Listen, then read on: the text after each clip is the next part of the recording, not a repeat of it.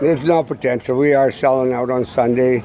I'm 65, and I mean, my health seems okay, but I'm tired, and it's time, and we'll see. We might come back if the boy wants to get back into it. We could do it because I love wagons, and it's kind of a family sport. All my family's here, my kids are here, my sisters.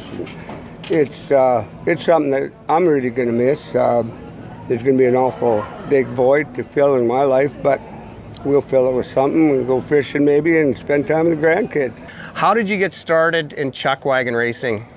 Well, we've always been involved with horses from a young age. My dad had horses. We rode in Gymkhana, and I raced pony wagons from the early 70s. I always wanted to get into the thoroughbred wagons, but just wasn't set up. And I was a little bit long in the tooth when I finally did get into the thoroughbred wagons, but I thought my goal was to make Calgary. This is the third year I've been here.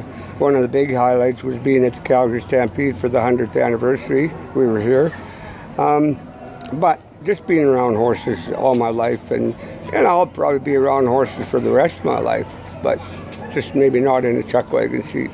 Who are some of the horses over your career that really stand out for you?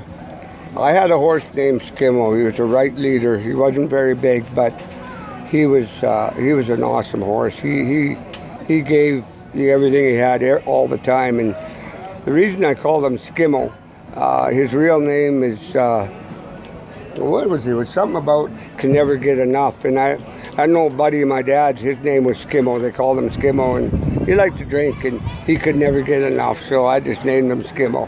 You know, you beat the beast, cancer. You know, there's a lot of people in this world that have cancer. Some overcome it, some don't.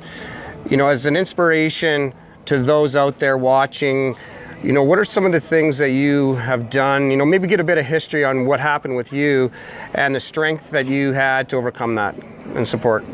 Yeah, well, in 2016, I was training in early spring, and I just had a little lump on my throat. I went for my medical to drive chuck wagons and for my class 1, and my family doctor seen that lump on my throat.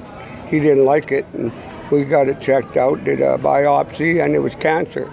So scheduled me for the operation, and I know I've talked about this a lot, and I don't mind talking about it. I was on the table for 17 hours. I had a tumor on the base of my tongue.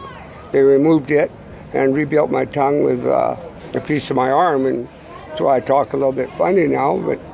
And then they cut me from throat, ear to ear, and removed a couple hundred lymph nodes and a saliva gland. But I think the biggest thing that I got out of it, it was hard, and I'd be lying if I said I didn't want to give up sometimes, because I was in the hospital for a month and it was pretty rough. But I had my family there, and so that helps you. You look at, your kids come to visit you in the hospital, and I had tubes all running out of me and couldn't talk. I had a trach and a feeding tube, and you see the hurt on their face, and you try to live.